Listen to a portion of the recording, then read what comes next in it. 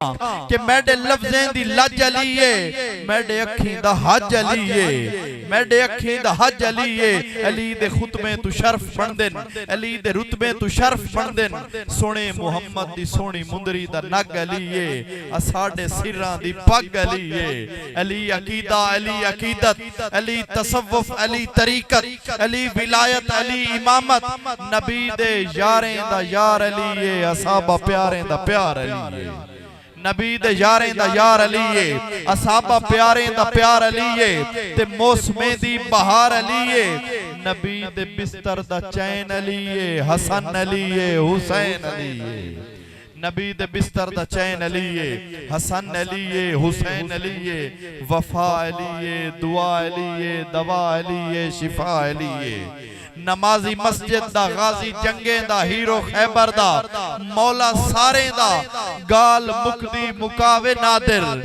गाल मुकदी मुकावे नादिर मलाई ते मक्खन ते घ्यू अलीए नबी दी नस्लें दा प्यू अलीए नबी दी नस्लें दा प्यू अलीए हुस्ने हक वाकिफ असरारे जली कहते हैं जिसकी हर सांस को हिकमत की कली कहते हैं जिसको डूबा हुआ सूरज भी पलट कर देखे हम उसे अपने अकीदे में अली कहते हैं। इन्हीं अशार के साथ इन्हीं अल्फाज के साथ दावत सुखन पेश करता हूँ दावत खिताब पेश करता हूँ मुफक्किर इस्लाम सरमाए अहले सुन्नत फख्रे अहले सुन्नत मेरी मुराद हज़रत अल्लामा प्रोफेसर डॉक्टर मोहम्मद आसिफ हिजाजी साहिब से मुल्तमिस हूँ कि आप तशरीफ लाएं अपने खूबसूरत खिताब से हमारे कुलूब व अज़हान को मुनव्वर फरमाएं। इस्तकबाल कीजिए नारे तकबीर दोनों हाथ बुलंद करके नारे तकबीर नारे रिसालत नारे तहकीक नारे हैदरी लब्बैक लब्बैक या रसूल अल्लाह लब्बैक लब्बैक लब्बैक या रसूल अल्लाह लब्बैक लब्बैक लब्बैक या रसूल अल्लाह लब्बैक लब्बैक लब्बैक या रसूल अल्लाह लब्बैक लब्बैक लब्बैक या रसूल अल्लाह लब्बैक लब्बैक लब्बैक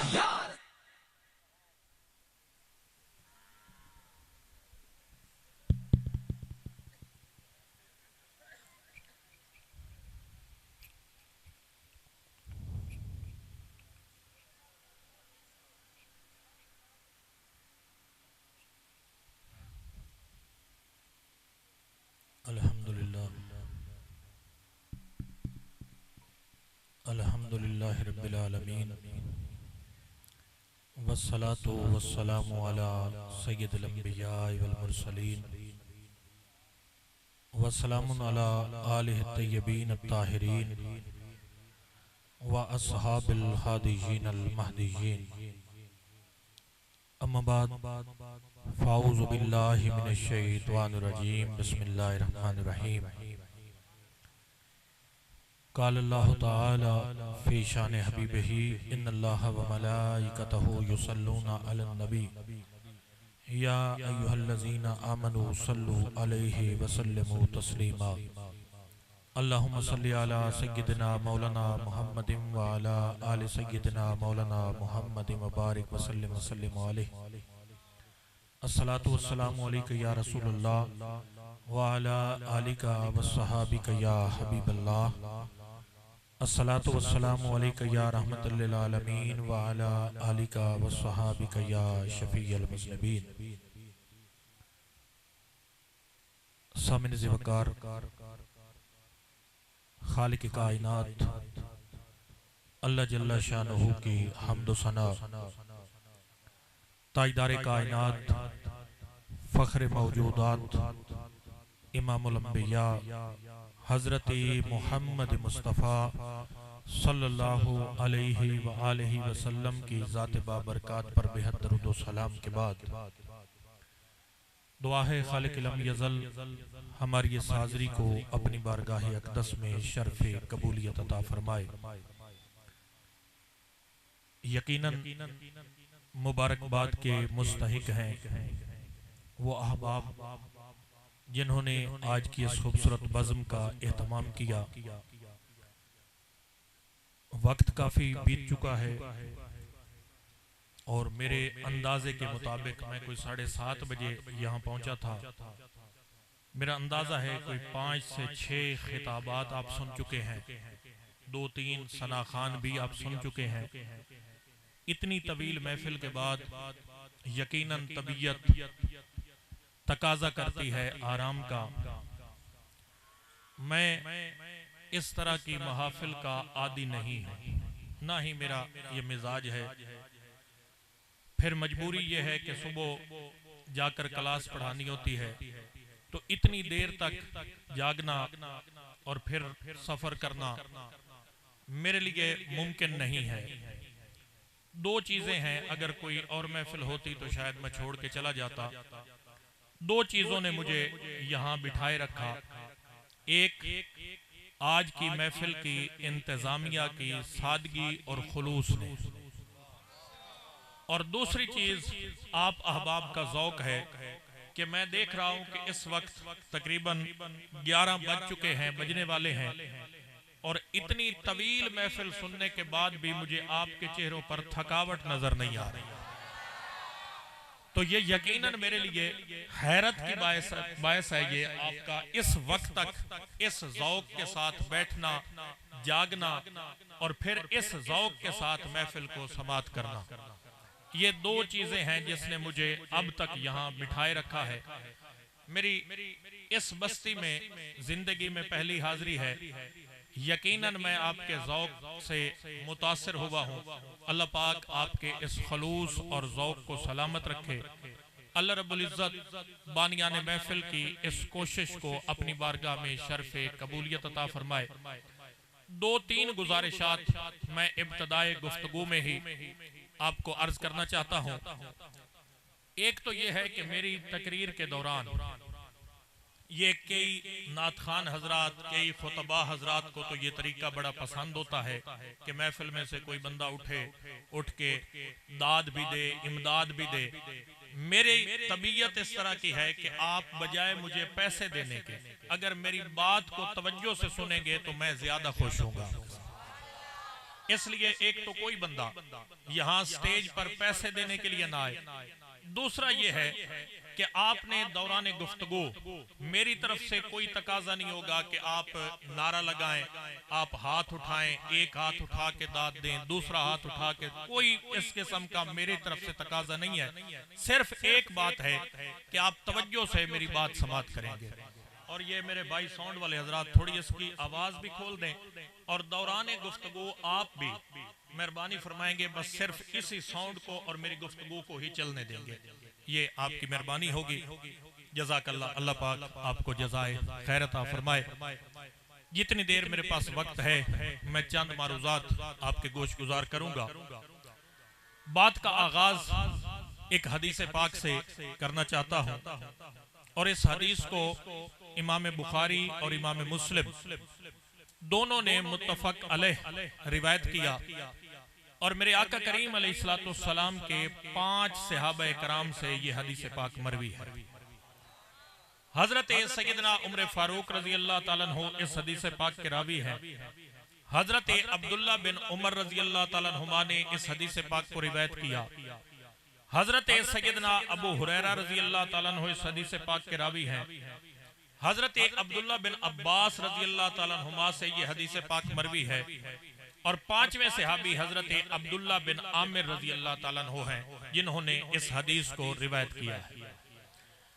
हमारी किताबों में कमो बेश 50 असनाद के साथ ये हदीस रिवायत हुई है। अब इन सारे सहाबा में चूंकि सैयदना फारूक आजम रजी अल्लाह ताला अन्हु मर्तबे में बड़े हैं, तो हम उन्हीं की बात से अपनी बात का आगाज करते हैं। सैयदना फारूक आजम रजी अल्लाह ताला अन्हु बयान फरमाते हैं कि एक दिन हम नबी पाक अलैहिस्सलाम की बारगाह अक़दस में हाजिर थे। मस्जिद नबवी में मेरे आका करीम अलैहिस्सलाम तशरीफ फरमा थे। सहाबा कराम का मजमा था। हमने देखा कि एक शख्स दरवाज़े मस्जिद से अंदर दाखिल हुआ। उस शख्स ने सफेद रंग का लिबास पहना हुआ था, सर और दाढ़ी के बाल गहरे सियाह रंग के थे। हजरत उमर फरमाते हैं कि वो बंदा हमारे लिए बिल्कुल अजनबी था, हम नहीं जानते थे कि ये बंदा कौन है, कहां से आया है, किस इलाके का रहने वाला है। वो लोगों के दरमियान से गुजरता हुआ मेरे आका करीम अलैहिस्सलाम के बिल्कुल सामने आ गया। हजरत उमर फरमाते हैं कि हमने एक बड़ी अजीब बात देखी कि वो बंदा बिल्कुल अजनबी था, मदीने का रहने वाला नहीं था, मगर उसके लिबास, उसके हुलिये से, उसके चेहरे से कहीं भी सफर के आसार नजर नहीं आते थे। यानी बंदा सफर करके आए, जाहिर है कि गर्द गुबार मिट्टी उसके चेहरे पर होगी। हजरत उमर फरमाते हैं कि वो बिल्कुल इस तरह तरोताजा था कि जैसे ये साथ वाले घर से निकला है और आके महबूब की बारगाह में हाजिर हो गया। वो शख्स मेरे आका करीम अलैहिस्सलाम के बिल्कुल सामने आ गया और सामने पहुंच के इमाम आजम अबू हनीफा रहमतुल्लाह अलैह ने अपनी मसनद में ये अल्फाज जायद रिवायत किए हैं कि उस शख्स ने 3 मरतबा मेरे आका करीम अलैहिस्सलाम से इजाजत तलब की कि या रसूलुल्लाह सल्लल्लाहु अलैहि वसल्लम, अगर आपकी इजाजत हो मैं आपके करीब बैठ जाऊं। मेरे आका ने फरमाया बैठ जाओ। फिर उसने यही सवाल दोहराया, या रसूलुल्लाह अगर आपकी इजाजत हो मैं आपके करीब बैठ सकता हूं। मेरे आका ने फरमाया बैठ जाओ। तीसरी बार फिर उसने यही सवाल दोहराया, या रसूलुल्लाह अगर आपकी इजाजत हो मैं आपके करीब बैठ सकता हूं। मेरे आका ने फरमाया बैठ जाओ। अब सैयदना फारूक आजम रजी अल्लाह ताला अन्हु ने उस शख्स के बैठने का अंदाज बयान किया कि वो शख्स महबूब अलैहिस्सलाम के सामने 2 जानू होके, जैसे बंदा तशहुद में बैठता है, इस तरह महबूब के सामने बैठ गया और उसने अपने दोनों हाथ मेरे आका करीम अलैहिस्सलाम के कदमैन मुबारक पर रख लिया। अब साथ ही उस शख्स ने सवाल और जवाब का सिलसिला शुरू किया। उसने महबूब अलैहिस्सलाम की बारगाह अक़दस में पहला सवाल किया, अखबिरनी अनिल इस्लाम या रसूलुल्लाह सल्लल्लाहु अलैहि वसल्लम, या रसूलुल्लाह मुझे इस्लाम के बारे में बताएं, इस्लाम क्या है। मेरे आका करीम अलैहिस्सलाम ने इसके जवाब में इस्लाम के अरकान खमसा, 5 बुनियादी अरकान बयान फरमाए। फिर उसने सवाल किया, अखबिरनी अनिल ईमान या रसूलुल्लाह सल्लल्लाहु अलैहि वसल्लम, या रसूलुल्लाह मुझे ईमान के बारे में बताएं, ईमान क्या है। मेरे आका करीम अलैहिस्सलाम ने इसके जवाब में अकायदे इस्लामिया बयान फरमाए। तीसरा उसने सवाल किया, मल एहसान या रसूलुल्लाह सल्लल्लाहु अलैहि वसल्लम, या रसूलुल्लाह एहसान क्या है। मेरे आका करीम अलैहिस्सलाम ने इरशाद फरमाया, एहसान ये है अंताबुदुल्लाह का अन्ना का तरा हो, कि बंदा अल्लाह की इबादत इस तरह करे कि गोया वो रब को देख रहा है। यानी हालत नमाज में बंदे की कैफियत ये होनी चाहिए कि अल्लाह रब्बुल इज्जत का जलवा उसकी निगाहों के सामने है और वो उसे देख कर सजदा कर रहा है। और फिर महबूब अलैहिस्सलाम ने फरमाया, फ़इन लम तकुन तराहु फ़इन्नहु यराका, कि अगर अभी तू इस मंजिल तक नहीं पहुंचा और ये ख्याल नहीं कर सकता कि मैं रब को देख रहा हूं, फिर ये ख्याल कर कि मैं तो उसे नहीं देख सकता, मेरा रब तो मुझे देख रहा है, मेरा रब मुझे देख रहा है। चौथा उसने सवाल किया, मता अस्साअतु या रसूलुल्लाह सल्लल्लाहु अलैहि वसल्लम, या रसूलुल्लाह कयामत कब आएगी। मेरे आका करीम अलैहिस्सलाम ने इसके जवाब में अलामात कयामत बयान फरमाई। हजरत उमर फरमाते हैं कि हमने एक और बड़ी अजीब बात देखी कि वो शख्स सवाल करता, मेरे आका जवाब इरशाद फरमाते, जवाब सुन के कहता, सदक़त या रसूलुल्लाह सल्लल्लाहु अलैहि वसल्लम, या रसूलुल्लाह आप सच फरमा रहे हैं। फिर वो सवाल करता, महबूब जवाब देते, जवाब सुन के फिर कहता, सदक़त या रसूलुल्लाह सल्लल्लाहु अलैहि वसल्लम, या रसूलुल्लाह आपने सच फरमाया। अब हजरत उमर फरमाते हैं कि हम बड़े हैरान थे, अजीब बंदा है, खुद सवाल करता है, जवाब सुन के फिर तस्दीक कर रहा है। यानी ऐसे लगता है कि इसे पहले से जवाबात का पता है, अगर पता है तो फिर सवाल कर क्यों रहा है। जब उसका सवाल और जवाब का सिलसिला खत्म हुआ और वो शख्स उठ के दरवाजे मस्जिद से बाहर निकला, मेरे आका ने फरमाया कि जरा इस शख्स को वापस बुला के ला। हजरत उमर फरमाते हैं कि हम में से कुछ सहाबा उठ के बाहर गए, मगर ये देख के हैरान हो गए कि वो बंदा जो एक लम्हा पहले दरवाजे मस्जिद से बाहर निकला था, बाहर गली में कहीं उसका नामो निशान तक मौजूद। अर्ज की या रसूलल्लाह वो बंदा तो कहीं गायब हो गया। मेरे आका करीम अलैहिस्सलाम ने फरमाया, अतदरी मन साइल, जानते हो ये सवाल करने वाला कौन था। अर्ज किया नहीं या रसूलल्लाह, हमने तो इसको आज देखा है, आज से पहले तो कभी आपकी बारगाह में ये हाजिर नहीं हुआ। महबूब ने फरमाया फ़इन्नहु जिब्रीलुन आताकुम युअल्लिमुकुम दीनुकुम, फरमाया ये कोई और नहीं, ये जिब्रील अमीन थे जो तुम्हें तुम्हारा दीन सिखाने आए थे। अब इस हदीस पाक को मुहद्दिसीन ने हदीस जिब्रील के नाम से मौसूम किया। हदीस मैंने आपको सारी सुना दी, उसका पूरा सियाको सबाक पस मंजर सुना दिया। इसमें एक खास नुक्ता है जिसकी तरफ आपकी तवज्जो दिलाना चाहता हूं, और यही मेरा मौजूए गुफ्तगू होगा। जिब्रील ने महबूब की बारगाह में 4 सवाल किए। मैं दोबारा दोहराता हूं ताकि बात आपको ज़हन नशीन हो जाए। पहला सवाल कि या रसूलल्लाह इस्लाम क्या है, दूसरा सवाल ईमान क्या है, तीसरा सवाल एहसान क्या है, चौथा सवाल कयामत कब आएगी। अब ये आखिरी 2 सवाल एहसान क्या है, कयामत कब आएगी, इसको फिर किसी मौका पर डिस्कस करेंगे। जरा तवज्जो करें पहले 2 सवालों की तरफ। जिब्रील ने पूछा इस्लाम क्या है, मेरे आका ने अलग जवाब इरशाद फरमाया। ये बात बड़े जागते हुए तवज्जो से सुनिए। इस्लाम के बारे में पूछा, जवाब अलग था। जिब्रील ने ईमान के बारे में पूछा, जवाब अलग था। जिब्रील का अलग अलग सवाल करना, मुस्तफा का अलग अलग जवाब इरशाद फरमाना, इस बात पर दलालत करता है कि इस्लाम एक अलग हकीकत है, ईमान एक अलग हकीकत है। इस्लाम एक अलग शय का नाम है, ईमान एक अलग शय का नाम है। अब आप कहेंगे कि हम तो बड़े सादा हैं, हम तो इस तरह के चक्करों में कभी नहीं पड़े, हम तो यही समझते हैं, हम तो बंदे का जाहिर देखते हैं, उसके पगड़ी, उसकी दाढ़ी, उसके हाथ में तस्बीह, उसकी नमाज रोजा, उसका जाहिर देखते हैं।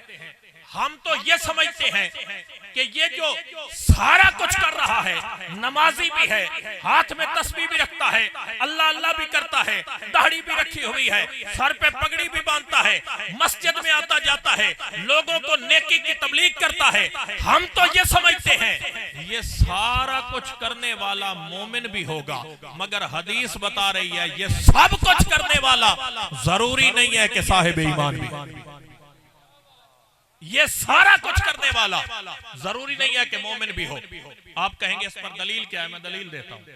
इमाम तबरानी ने अल-मुजमुल कबीर में सही सनद हदीस, मेरे आका ने फरमाया याती अलन्नास ज़मानुन यजतमिऊना फिल मसाजिद व लैसा फीहिम मुमिनुन। महबूब ने फरमाया लोगों पर एक जमाना आएगा, लोगों पर एक जमाना आएगा, यजतमिऊना फिल मसाजिद, वो मस्जिदों में बैठे होंगे, व लैसा फीहिम मुमिनुन, लेकिन उनमें ईमान वाला एक भी नहीं होगा, एक भी ईमान वाला नहीं होगा, मस्जिदों में बैठे होंगे। महबूब फरमा रहे हैं मुझे बताएं बंदा मस्जिद में क्यों जाता है?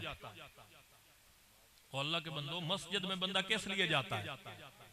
चलो जाते नहीं पता तो होगा, नमाज पढ़ने के लिए। यानी महबूब क्या फरमा रहे हैं कि नमाजी होंगे, मोमिन नहीं होंगे, ईमान वाला नहीं होगा, मोमिन नहीं होंगे, नमाजी होंगे। और अगली बात सुन ले, ये मेरी बात पल्ले बांध लें, याद करके जाएं। ये एक जुमला मैं समझूंगा मेरी पूरी तकरीर आप याद करके जा रहे हैं। ये बात ज़हन में रख लें, बंदे की बख्शिश, बंदे की निजात, बंदे की मगफिरत, ये इस्लाम की जिंदगी पर मुनहसर नहीं है। इस्लाम की जिंदगी पर बख्शिश का इन्हिसार नहीं है। बख्शिश के लिए जरूरी है कि बंदे की मौत ईमान पर आए। बख्शिश के लिए जरूरी है कि उसका खात्मा ईमान पर हो, सारी जिंदगी इस्लाम पर गुजरी, जरूरी नहीं है कि बंदा बख्शा जाए। बख्शिश के लिए लाजिम है कि उसकी मौत ईमान पर आए। आप कहेंगे दलील क्या है? मैं दलील देता हूं।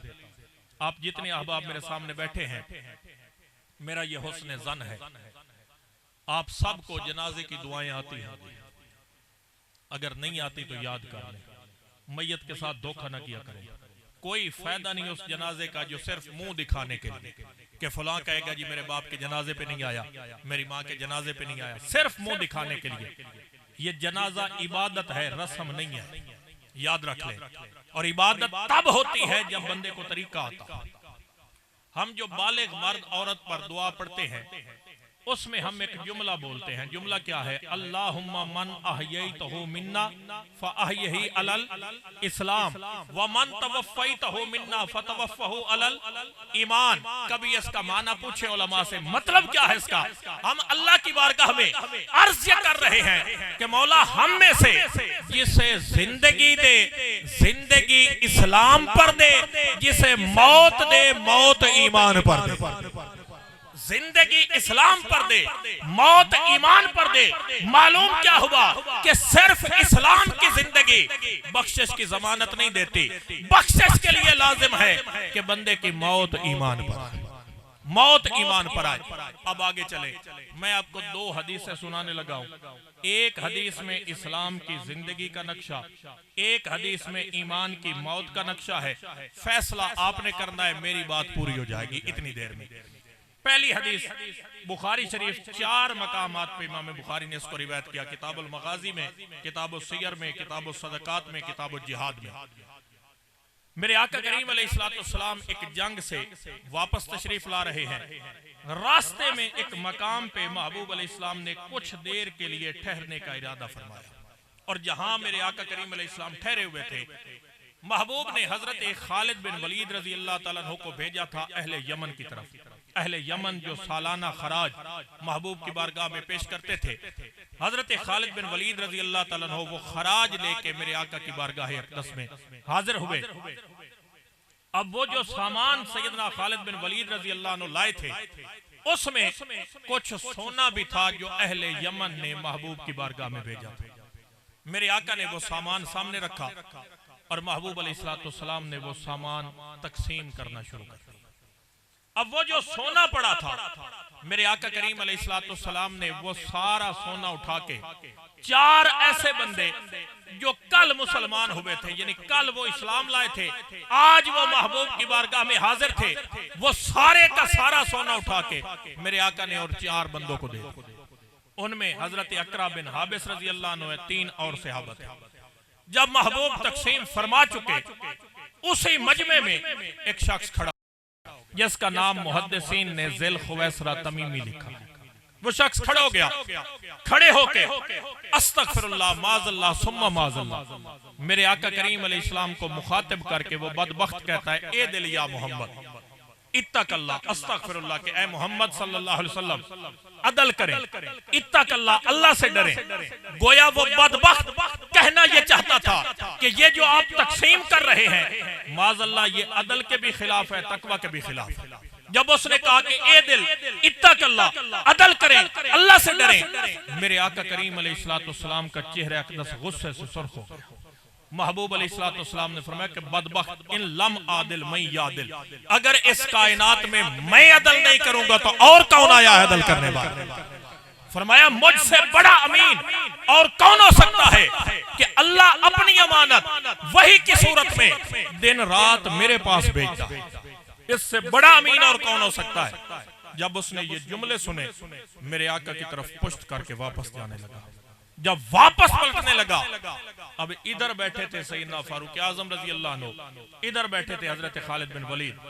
इन दोनों सहाबा ने तलवारें निकाली, अर्ज की या रसूलल्लाह इजाजत दें, हम इसका सर तन से जुदा कर दें।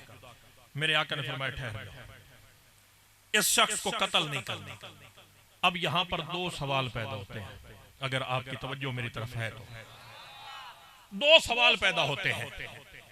पहला सवाल यह है कि ये दोनों सहाबा हजरत खालिद, हजरत सैयदना फारूक आजम रजी अल्लाह अन्हुमा, दोनों सहाबा महबूब के अकाबिर सहाबा में से और बड़े ज़ीफ़हम हस्ती हैं, बड़े हौसले वाली हस्ती हैं। सबब क्या था? ये दोनों यकदम इतने जलाल में आ गए कि तलवारें निकाल ली और अर्ज की या रसूलल्लाह इजाजत दें, हम इसका सर तन से जुदा कर दें। आखिर उस शख्स का जुर्म क्या था? उसने गलती कौन से की थी? वो कौन सा जुर्म करके जा रहा था कि ये दोनों सहाबा उसके कत्ल के दर पे हो गए? वो शख्स मेरे आका की बारगाह में बैक वक्त 3 गुस्ताखियां करके जा रहा था। 3 गुस्ताखियां। पहली गुस्ताखी उसकी क्या थी? पहला उसका जुर्म यह था कि वो महबूब की तकसीम पर इतराज कर रहा था।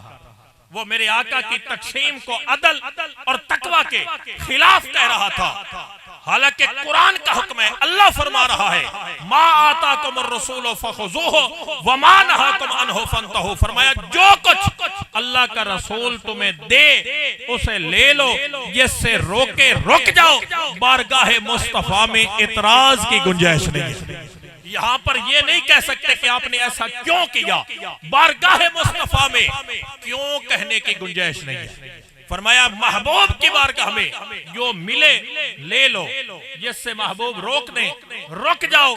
यहां पर यह नहीं कह सकते कि आपने ऐसा क्यों किया।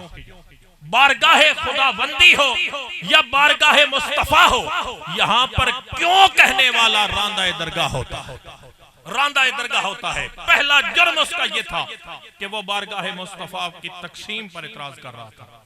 दूसरा जुर्म क्या था, सहाबा कराम जब महबूब की बारगाह में हाजिर होते, किसी भी सहाबी को शर्फ हम कलामी नसीब होता और मेरे आका की बारगाह में अपनी हाजत पेश करने का उसे शर्फ हासिल होता, कोई भी सहाबी मेरे आका को नाम लेकर मुखातिब नहीं करता था, नाम लेकर मुखातिब नहीं करता था। कुरान फरमा रहा है वला तजहरू लहू बिल कौल कजहर बादुकुम लिबाद। फरमाया खबरदार मेरे महबूब को ऐसे मत पुकारो जैसे एक दूसरे को पुकारते हो, इस तरह बेतकल्लफी के साथ जैसे एक दूसरे को पुकारते हो, मेरे महबूब की बारगाह में ऐसा ना कहा करो। सहाबा का तरीका क्या था, सहाबा का तरीका यह था कोई भी सहाबी महबूब की बारगाह में अपनी हाजत पेश करने लगता, हर सहाबी कहता था फिदा का अबी व उम्मी या रसूल अल्लाह सल्लल्लाहु अलैहि वसल्लम, या रसूल अल्लाह मेरे माँ बाप आप पर कुर्बान। ये जुमला कह के बारगाह मुस्तफा में अपनी गुजारिश पेश करता। तीसरा इसका जुर्म क्या था, तीसरा इसका जुर्म यह था कि सहाबा जब महबूब की बारगाह में अपनी हाजत पेश कर लेते वापस पलटने लगते। सहाबा कराम का तरीका यह था कि सहाबा महबूब की तरफ पुश्त करके नहीं, उल्टे कदमों वापस पलटते, उल्टे कदमों वापस पलटते थे। ये महबूब की तरफ पुश्त करके वापस जा रहा था। अब सहाबा कराम ने सैयदना खालिद बिन वलीद, सैयदना फारूक आजम रजी अल्लाह अन्हु अर्ज की या रसूल अल्लाह इजाजत दे, हमें इसका सर तन से जुदा कर दे। मेरे आका ने फरमाया नहीं, इसको कत्ल नहीं करना। और महबूब ने कत्ल न करने की वजह बयान फरमाई। ये बात बड़ी तवज्जो से सुने। मेरे आका ने फरमाया कि इसको कत्ल क्यों नहीं करना, फरमाया लोग नए नए दीन में दाखिल हो रहे हैं, दावत दीन फैल रही है, लोग नए नए दीन में आ रहे हैं। अगर इस शख्स को आज कत्ल कर दिया गया तो ये बात लोगों में फैल जाएगी कि ये तो अपने लोगों को मारते हैं, क्योंकि ये शख्स सुबह इसने नमाज पढ़ी है, अपने आप को मुसलमान कहता है। अगर इसको कत्ल कर देंगे तो लोगों में ये बात फैल जाएगी कि ये तो अपने लोगों को मारते हैं, दावत दीन का रास्ता रुक जाएगा, दावत दीन का रास्ता, और लोग मुसलमान होना छोड़ देंगे। फरमाया नहीं, इसको कत्ल नहीं करना। मगर महबूब ने फरमाया शख्स को गौर से देख, गौर से देख लो। और आगे हदीस पाक के अल्फाज हैं, फरमाया यखरुजु मिन देही कौमिन, और दूसरी हदीस में यखरुजु मिन देही अक़वामिन। महबूब ने फरमाया इसकी नस्ल से, इसकी पुश्त से कौमें आएंगी। मेरे आका ने फरमाया नमाजें कसरत से पढ़ेंगे, इतनी कसरत से पढ़ेंगे तुम्हें अपनी नमाजें उनके मुकाबले में कम नजर आएंगी। अब ये महबूब हमें नहीं कह रहे, सहाबा को फरमा रहे हैं। सहाबा सामने बैठे हैं, उनको फरमा रहे हैं कि तुम्हें अपनी नमाजें इनके मुकाबले में कम नजर आएंगी। तुम इनको देखोगे, तुम कहोगे कि नमाजी तो ये हैं, हम तो कोई नमाजी है ही नहीं, हमारी तो नमाजें ही नहीं है, नमाजें तो ये पढ़ते हैं। मेरे आका ने फरमाया यक़रऊनल कुरान, कुरान कसरत से पढ़ेंगे, खूबसूरत लबो लहजे में पढ़ेंगे, लोग सुनेंगे अशशकर उठेंगे, क्या बात है जी, क्या कारी साहब है, क्या कुरान पढ़ते हैं, क्या खूबसूरत लबो लहजा है। मगर अगले अल्फाज सुने, मेरे आका ने फरमाया ला युजाविज़ु हनाजिरहुम, वो कुरान हलक से नीचे नहीं उतरेगा, होगा सिर्फ नौ के जुबां पर, उसका असर दिल पर नहीं होगा, अंदर दिल ईमान से खाली होगा। और महबूब ने फरमाया यमरुकु मिनद्दीन कमा यमरुकु सहमु मिनर रमीय, फरमाया दीन से ऐसे खारिज हो जाएंगे जैसे तीर शिकार को चीरते हुए दूसरी तरफ निकल जाता। लिबादा जाहिर सारे का सारा इस्लाम वाला, अंदर दिल ईमान से खाली होगा। अब यह है इस्लाम की जिंदगी। आइए जरा ईमान की मौत का नक्शा देखें, ताकि दोनों हदीसों को सामने रख के फैसला आपने करना है। ये हदीस भी बुखारी शरीफ में आई है और ये बात है जंग ओहद की। ग़ज़वा ओहद में एक शख्स है जिसका नाम मुहद्दिसीन ने उसैरम लिखा है, अलिफ स्वाद या रा मीम उसैरम। ये शख्स काफिर है, आया काफिरों के साथ है, मुसलमानों के खिलाफ लड़ रहा है और बड़ी दिलेरी से लड़ रहा था। लड़ते लड़ते घोड़े पे सवार था, घोड़ा दौड़ाते हुए जा रहा था कि अचानक इसकी निगाह चेहरा वद्दुहा पे पड़ी। अचानक निगाह चेहरा मुस्तफा पे पड़ी, निगाह पड़ी, वहीं पे कदम रोक लिए, कदम रोक लिए। मौला कायनात सैयदना अलीउल मुर्तजा करमुल्लाह वजहुल करीम आप इरशाद फरमाते हैं, तिरमिज़ी शरीफ में एक बड़ी तवील हदीस है, आपने महबूब का हुलिया बयान किया है कि महबूब का हुस्न कैसा था। उसमें मौला अली करमुल्लाह वजहुल करीम का एक जुमला है, आप फरमाते हैं मन रहा हो बदीहतन फकद हाबहू, कि मुस्तफा को जो कोई अचानक देख लेता, यानी महबूब सामने आ रहे होते, अचानक उसकी नजर चेहरा मुस्तफा पे पड़ जाती, फकद हाबहू, वहीं मरऊब होके रुक जाता था, आगे कदम उठाने की हिम्मत नहीं होती थी। मौला अली फरमाते हैं जो मुस्तफा को देखता बस देखता जाता था, वो देखता रह जाता।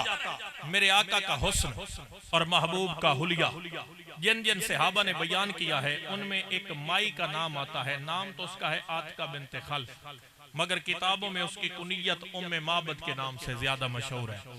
वाकया इस तरह है, सीरत हलबिया में बड़ी तफसील के साथ ये वाकया आया है। महबूब जा रहे हैं सफर हिजरत पे, रास्ते में एक मकाम पे मेरे आका करीम अलैहिस्सलाम ने कुछ भूख और प्यास महसूस फरमाई। महबूब ने देखा कि सामने एक झोंपड़ी है, मेरे आका उस झोंपड़ी में तशरीफ लाए, देखा एक बूढ़ी खातून बैठी है। मेरे आका करीम अलैहिस्सलाम ने फरमाया कि हम मुसाफिर हैं, यहाँ से गुजर रहे थे, तुम्हारा घर देखा, तुम्हारे पास आ गए, हमें भूख लगी, अगर कुछ खाने के लिए हो तो हमें पेश करो।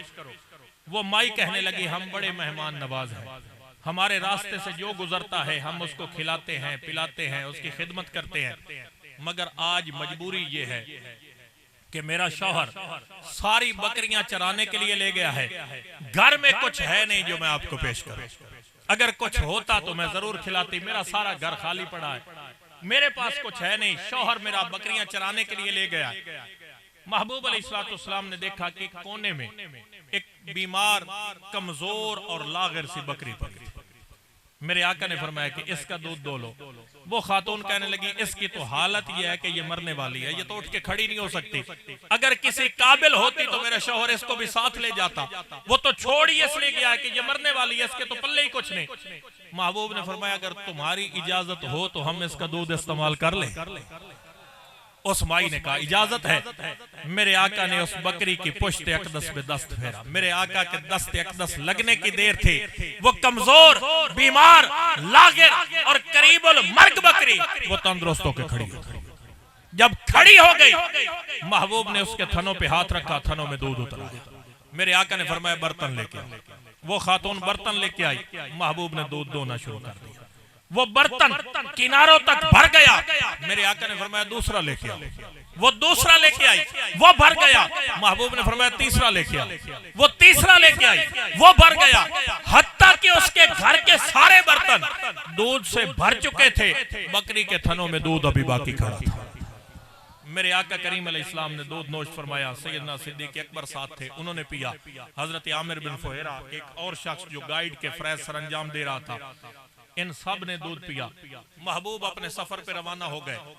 अब शाम हुई, उसका शौहर वापस आया, उसने देखा कि आज तो घर का माहौल ही बदला हुआ, हर तरफ फजाएं खुशबू से महक रही हैं, हर तरफ नूर फैला हुआ है, बीमार बकरी तंदुरुस्त खड़ी है, बर्तनों में दूध भरा हुआ है। अब वो अपनी बीवी से पूछता है आज कौन आया था यहाँ, आज कौन गुजरा है यहाँ से, ये किसकी खुशबुएं हैं, ये कौन आया था यहाँ।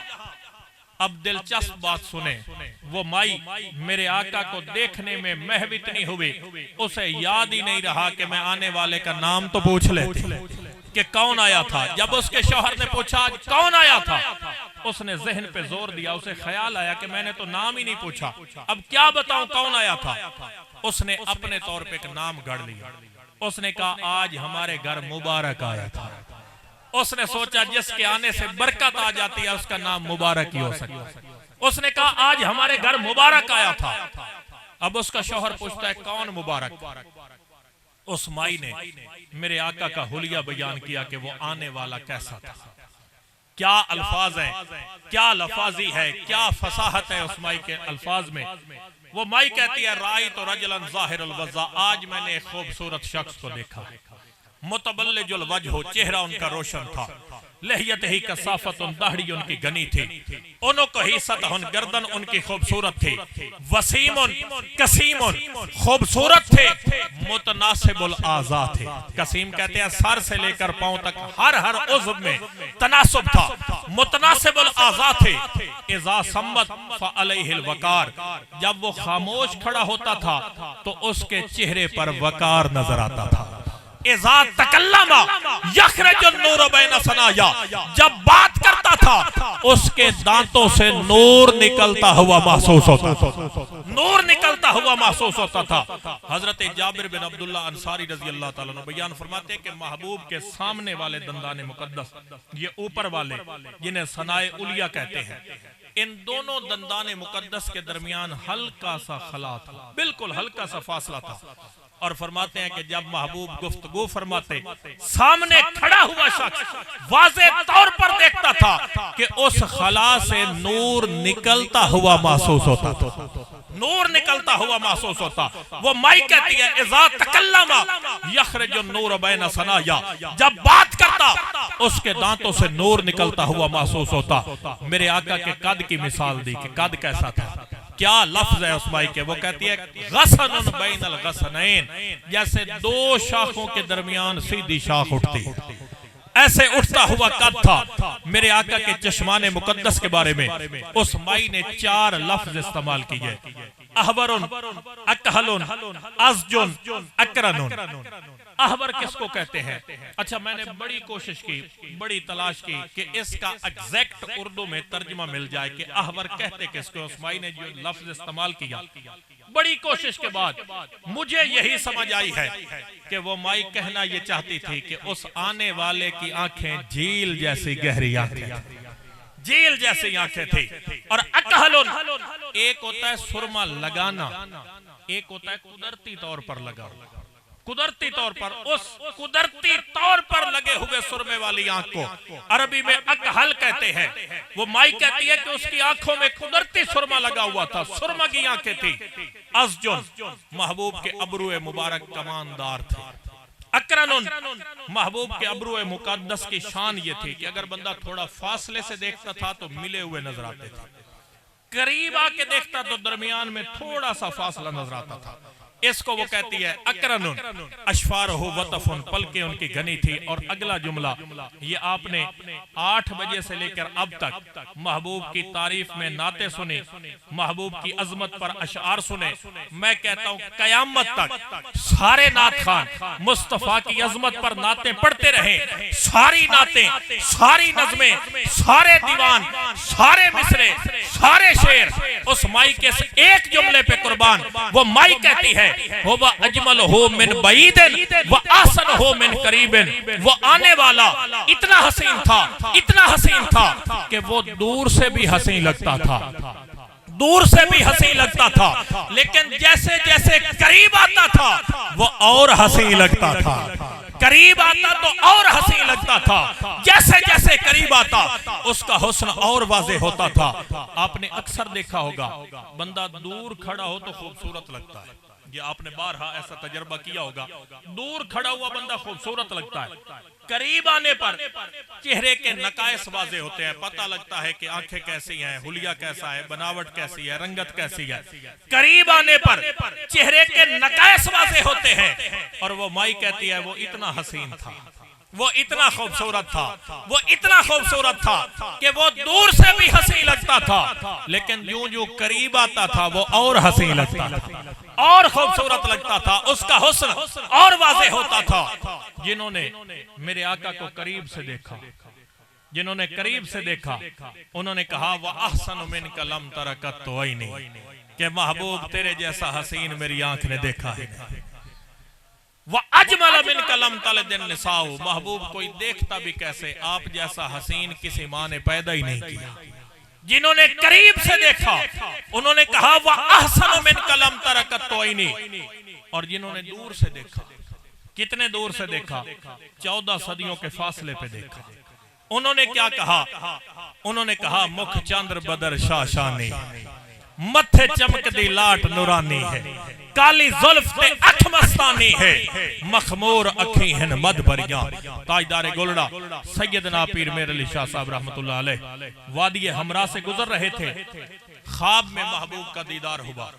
मेरे आका ने सुर्ख रंग की यमनी चादर ओढ़ी हुई थी जिसके किनारों पर कशीदा कारी होती है, जिसे अरबी में बुर्दे मुखत्तत कहते हैं।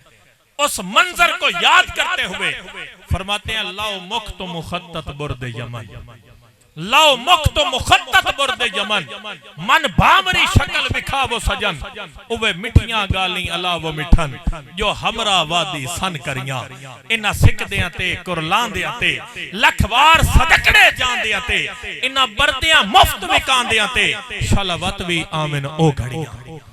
जिन्होंने दूर से, जिन्होंने करीब से देखा, हजरत अबू हुरैरा से किसी ने पूछा था महबूब का चेहरा कैसा था, वो फरमाते हैं कअन्ना शम्सु तजरी फी वजहिही, मुस्तफा का चेहरा ऐसे था जैसे दोपहर के वक्त चमकता हुआ सूरज।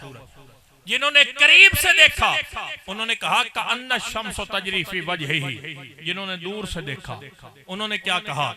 ऐ शाह खूबा, ऐ जाने जाना, है चेहरा उम्मुल किताब तेरा, न बन सकी है न बन सकेगा मिसाल तेरी, जवाब तेरा, और खुदा की गैरत ने डाल रखे हैं तुझ पे 70,000 पर्दे, खुदा की गैरत ने डाल रखे हैं तुझ पे 70,000 पर्दे, बने जमाने में तूर लाखों जो एक भी उठता हिजाब।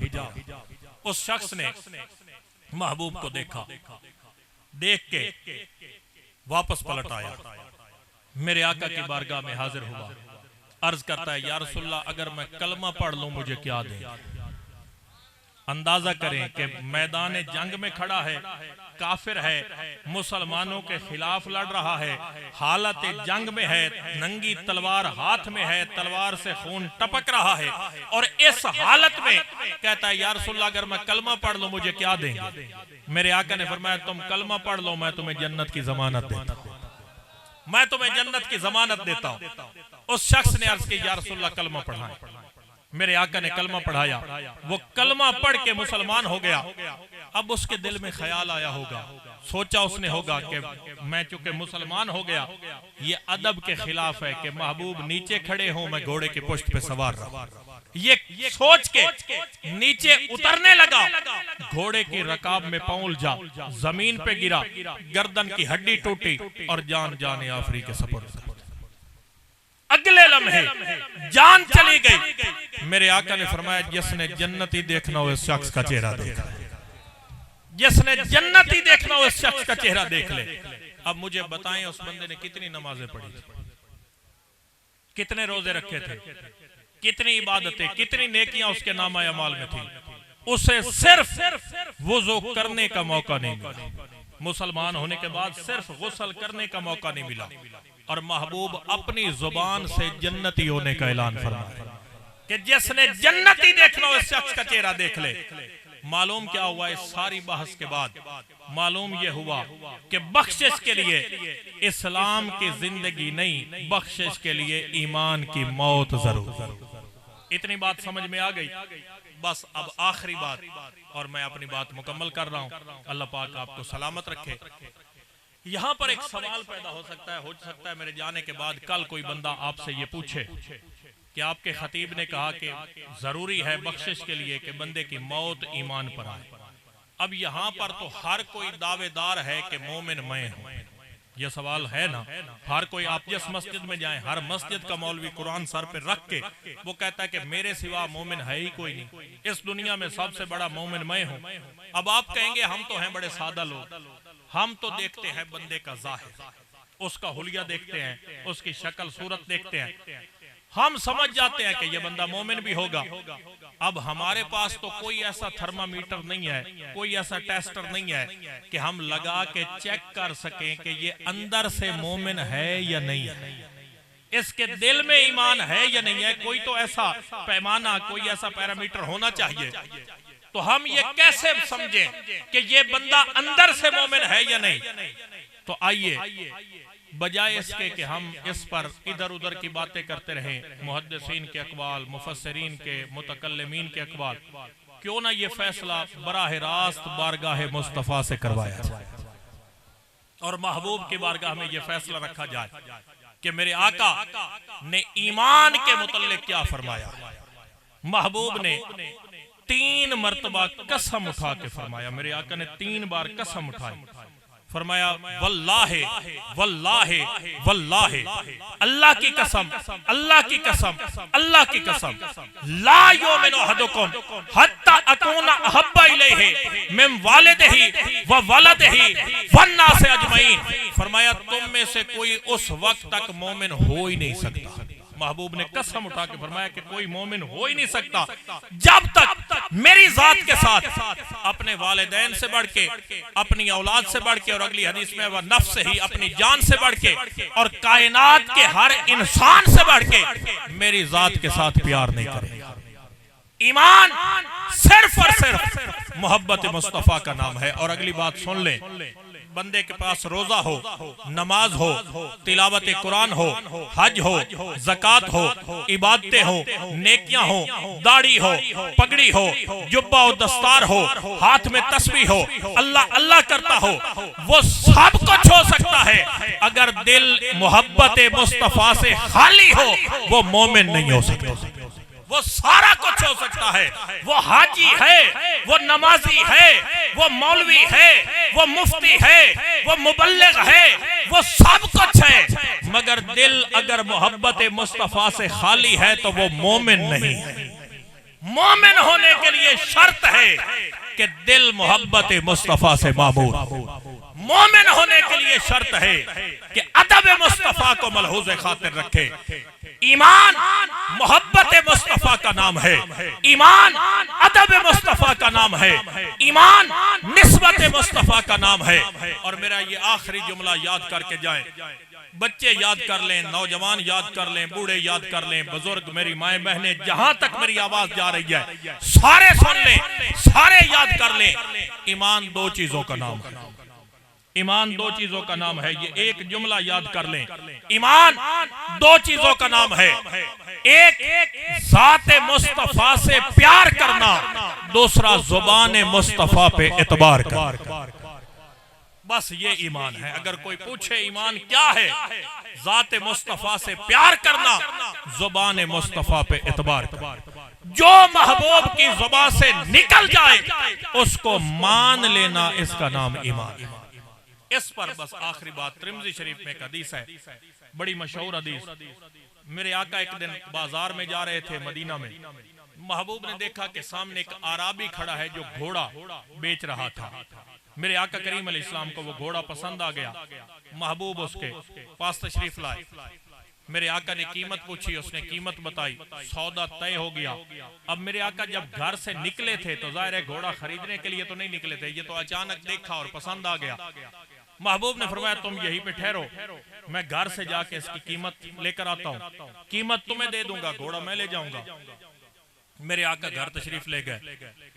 पीछे उस आराबी को कोई नया गाहक मिल गया, उसने कुछ ज्यादा कीमत बता दी, वो लालच में आ गया, उसने घोड़ा बेच दिया।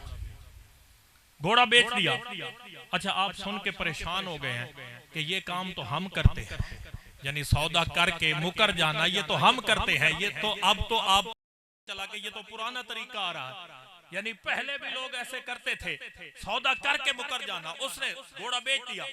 महबूब जब वापस आए देखा वो आराबी अकेला खड़ा है। मेरे आका ने पूछा घोड़ा किधर है, उसने कहा जी बेच दिया। क्यों बेचा? जी मुझे इतनी कीमत मिल रही थी, मैंने इसलिए बेच दिया।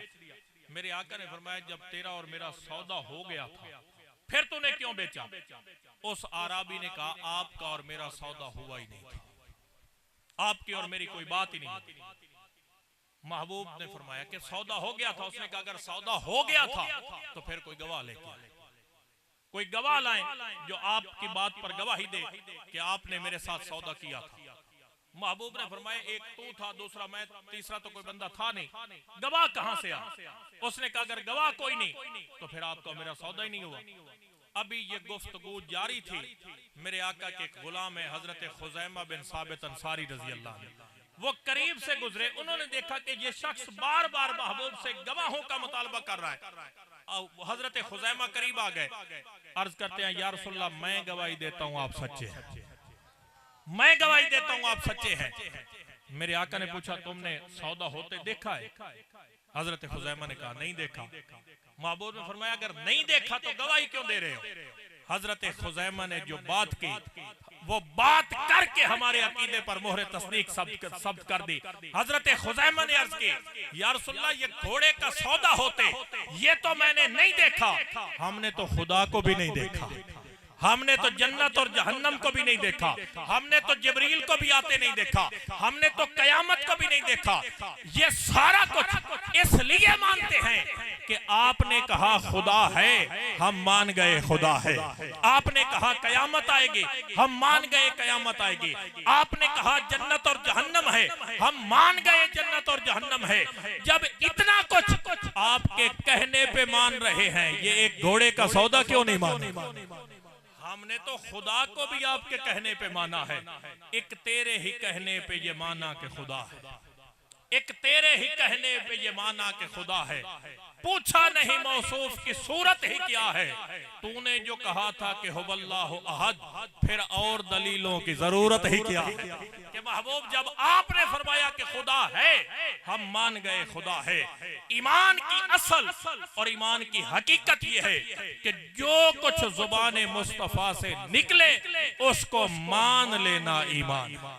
मोमिन की अलामत यह है कि वो महबूब के फैसले के सामने सर तस्लीम खम कर लेता है। अल्लाह रब्बुल इज्जत मेरी इस हाजिरी को अपनी बारगाह में कबूल फरमाए। जमाना बड़े शौक से सुन रहा था, हम ही सो गए दास्तां कहते कहते। अल्लाह पाक आपके ज़ौक़ को सलामत रखे। खालिक इलाम यज़ल आज की इस नशिस्त को हम सब के लिए बरोज़े क़यामत ज़रिया निजात बनाए।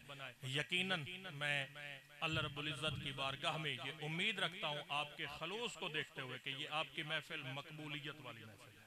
अल्लाह पाक ने इस महफिल को ये बरकत अता किया, यानी वरना रात के इस पहर इतने ज़ौक़ के साथ, इतने जम के कोई किसी को नहीं सुनता। ये अल्लाह पाक ने आपको वो ज़ौक़ अता किया है। खालिक कायनात आपके ज़ौक़ को सलामत रखे। गालिबन मेरे बाद भी महफिल शुरू रहेगी। चलो जी ठीक। अल्लाहुम्मा सल्ली अला सय्यिदिना मौलाना मुहम्मद व अला आलि सय्यिदिना मौलाना मुहम्मद मुबारक वसल्लम वसल्लम अलैहि। रब्बना ज़लमना अनफुसना व इल्लम तग़फिर लना व तरहमना लनकुन्ना मिनल खासिरीन। रब्बि ला तज़रनी फ़र्दन व अंत खैरुल वारिसीन। या इलाहल आलमीन, हमारी इस हाज़िरी को अपनी बारगाह अक़दस में शर्फ़ कबूलियत अता फरमा। या इलाहल आलमीन, बानियान महफिल की इस कोशिश को अपनी बारगाह में कबूल फरमा। इन्होंने तेरे और तेरे महबूब के जिक्र की महफिल सजाई, इलाहुल आलमीन तो इनके घरों को आबाद फरमा। या इलाहुल आलमीन, महबूब के मीलाद का सदका जिन माओं की झोलियों को बेआबाद रखा है उन्हें औलाद नरीना से आबाद फरमा। या इलाहुल आलमीन, जो परेशान हैं उनकी परेशानियां दूर फरमा, जो मुसीबत ज़दा हैं उनकी मुसीबतें दूर फरमा। या इलाहुल आलमीन, इस बस्ती पर, इस बस्ती के मकीनों पर अपना खास लुत्फ़ व करम फरमा। मेरे आका करीम अलैहिस्सलाम की मोहब्बत अता फरमा।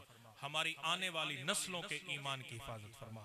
या इलाहुल आलमीन, इस महफिल को बरोज़े क़यामत हम सब के लिए ज़रिया निजात बना।